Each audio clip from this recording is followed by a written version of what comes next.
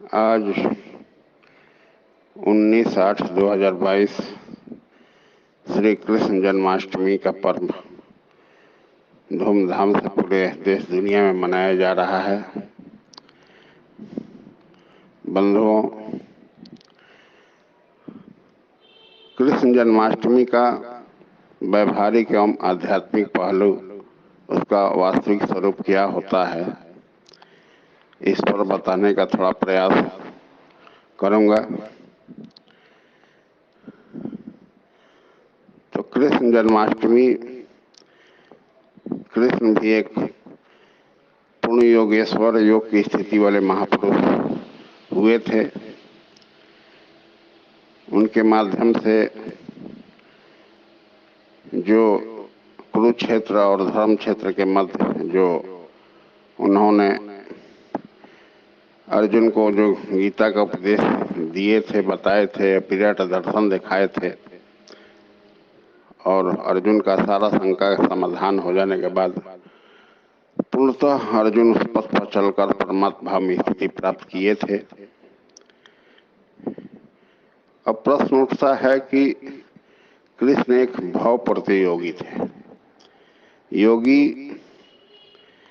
जिसका साधना समय और श्वास के रहते रहते पूरा हो गया, वो इसी शरीर से प्राप्त कर लेता है। आज जिसका साधना मान लीजिए कि आधा घंटा में भगवान की प्राप्ति हो जाएगी और 10 मिनट में ही आपका शरीर बदल गया, तो शेष जो बचते हैं 20 मिनट, उसके लिए फिर जन्म लेना पड़ेगा। क्योंकि भगवान के यहाँ न कोई पैर भी चलता है, न कोई मुंह देखा हुआ चलता है। उस 20 मिनट के लिए फिर से उसको मनुष्य शरीर में आना पड़ेगा,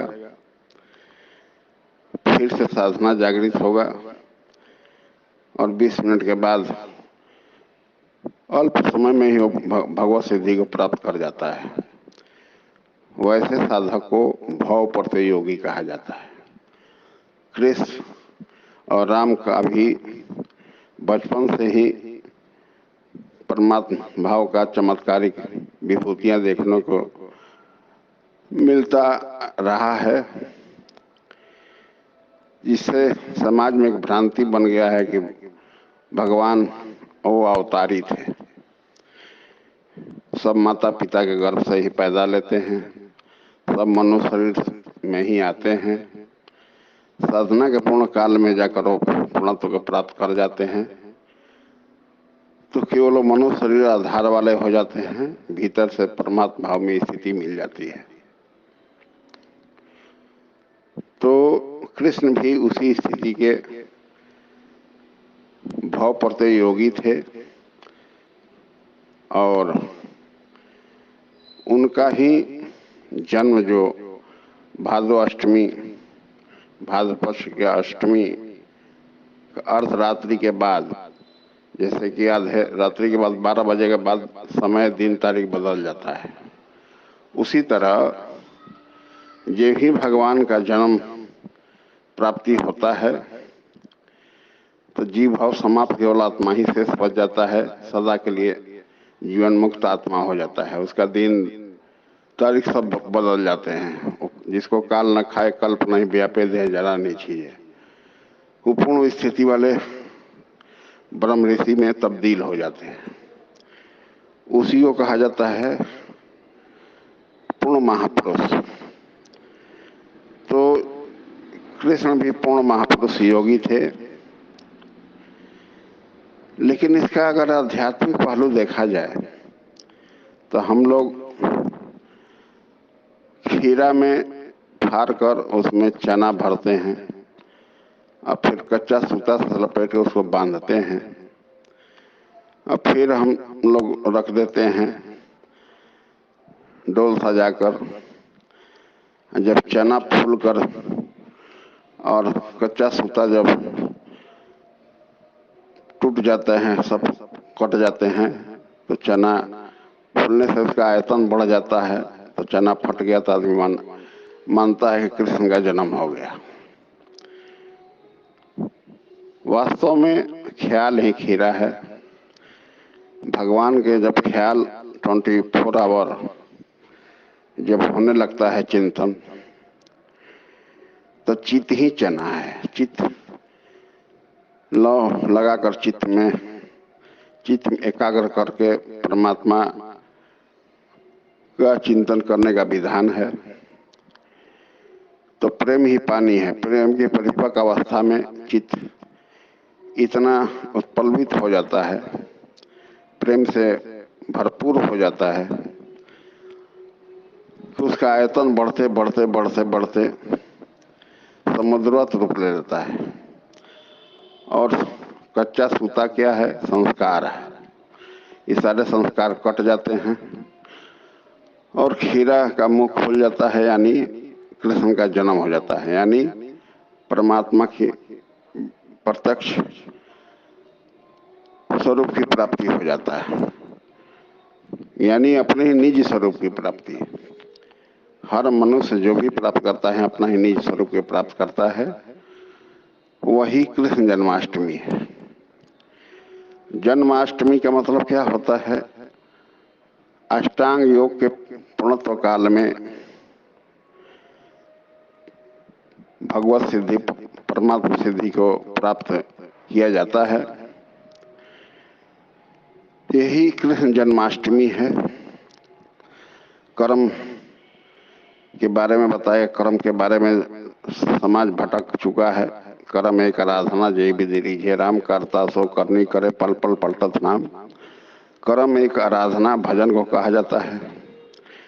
वही कर्म पहले अंतःकरण से जागृत होकर जब पूर्णत्व वाले महापुरुष मिलते हैं तो आत्मा से भिन्न स्थिति में खड़ा होकर जब मन सहित इंद्रियों का लगाम अपने हाथ में लेकर जब संचालन करने लगते हैं, तो उस निर्देशन पर चलकर परमात्मा भाव को प्राप्त किया जाता है।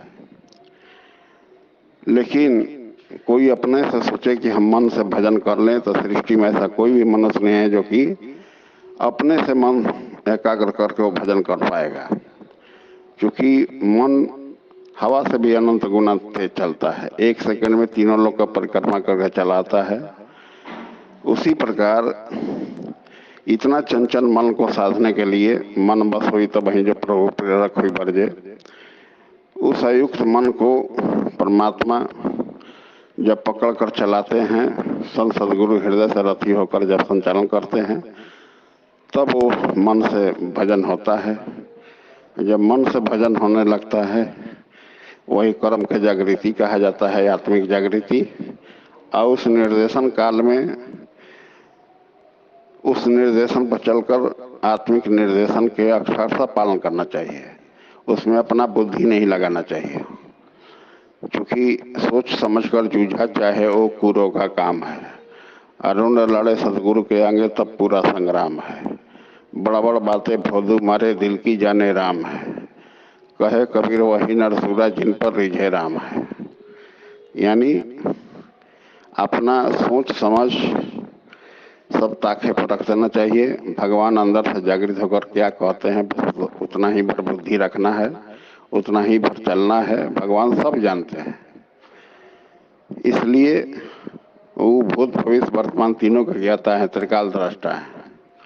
इसलिए अपना बुद्धि नहीं लगाना चाहिए। जो भगवान कहते हैं उनके हाथ का यंत्र बनकर और उस क्रिया पर चलकर, आत्मिक निर्देशन की क्रिया पर परमात्मा सिद्धि को प्राप्त किया जाता है। तो इसका ये आध्यात्मिक स्वरूप होता है, जो पूर्व के मनीषियों ने छोटी छोटी कथानक के माध्यम से उस गुणोत्तम रहस्य को समझाने का प्रयास किया है। जितने भी पर्व मनाए जाते हैं, सबका एक जीव का कल्याण का मार्ग प्रशस्त करने का एक माध्यम है, और कृष्ण जन्माष्टमी उसी का एक कड़ी है, जो कि आत्मा कर्म के रूप ले लेकर, सबके अंदर तो आत्मा ही है, लेकिन मन बुद्धि से चलता है जीव। जब आत्मिक जागृति हो जाता है, कर्म का रूप ले लेता है आत्मा, आपसे बोलने बतियाने लगता है, चलने चलाने लगता है, तो उस निर्देशन पर चलकर साधक भगवत सिद्धि को प्राप्त करता है। इसलिए कृष्ण जन्माष्टमी पूर्ण योगेश्वर वाले स्थिति वाले योगेश्वर कृष्ण थे, पूर्ण महापुरुष हुए थे, और उनके निर्देशन पर चलकर कितने भक्तजन परमात्मा सिद्धि को प्राप्त हुए थे, हुए भी हैं। और उनके बताई हुई जो गीता है, उपदेश जो किए हैं, केवल 25% लिखने में आता है शास्त्र, और 75 तो शेष क्रियात्मक है, अनुभवगम्य है, जो कि वाणी का विषय नहीं है। ना वो कहने में आता है, ना लिखने में आता है। वो किसी किसी बिरले अधिकारी के हृदय में, भाविक अधिकारी जो होते हैं उस पथ का, उसके हृदय से जागृत कर कर निर्देशन देने लगते हैं। तब वो जान पाता है कि मैं कहाँ हूँ, कहाँ खड़ा हूँ, कितना दूरी चलना है, और जो मुझे चला रहे हैं वो साधारण मनुष्य दिखने वाले वो भगवान कैसे हैं। चूंकि अर्जुन भी पहले कृष्ण को साधारण ही समझते थे, कुछ मामले में अपने को होशियार समझते थे, कुछ मामले में कृष्ण को चालाक समझते थे। जब दिव्य दृष्टि देखकर कृष्ण अपना भी स्वरूप दिखाए तो अर्जुन का अपने लगा और अपनी क्षुद्र गलतियों का क्षमा मांगने लगा कि हे कृष्ण, हे यादव, हे सखा, मैं कह दे इसके लिए प्रभु मुझे क्षमा कर दीजिए। भगवान ने उसे क्षमा भी किए, समरूप में आकर उनको धीरज भी बंधाए। कहने का मतलब यह है कि प्राप्ति वाले महापुरुष मनुष्य शरीर से ही कोई भी मनुष्य प्राप्त करता है। प्राप्ति के बाद वो लगता है मनुष्य जैसा ही, लेकिन वाकई में वो मनुष्य शरीर आधार वाले केवल खोल बताते हैं, भीतर से निराकार ब्रह्म होता है, परमात्मा भाव में स्थिति प्राप्त कर लेता है, लेकिन बाहर से वही सरगुण ब्रह्म है। तो सरगुण ब्रह्म इसलिए है कि जो वृहद है कण में परमात्मा, इसलिए ब्रह्म कहा जाता है। तो जिस साक्षात शरीर से जो परमात्मा को प्राप्त किया है, वैसे सदगुरु मिलते हैं, तभी परमात्मा को प्राप्त किया जाता है, अपने जीवन मुक्त आत्मा बना जाता है। यही है कृष्ण जन्माष्टमी का आध्यात्मिक एवं व्यवहारिक पहलू। आशा करता हूं कि आप लोग भली प्रकार समझ गए होंगे। ओम श्री सदगुरुदेव भगवान के चरण कमलों में अनंत साष्टांग।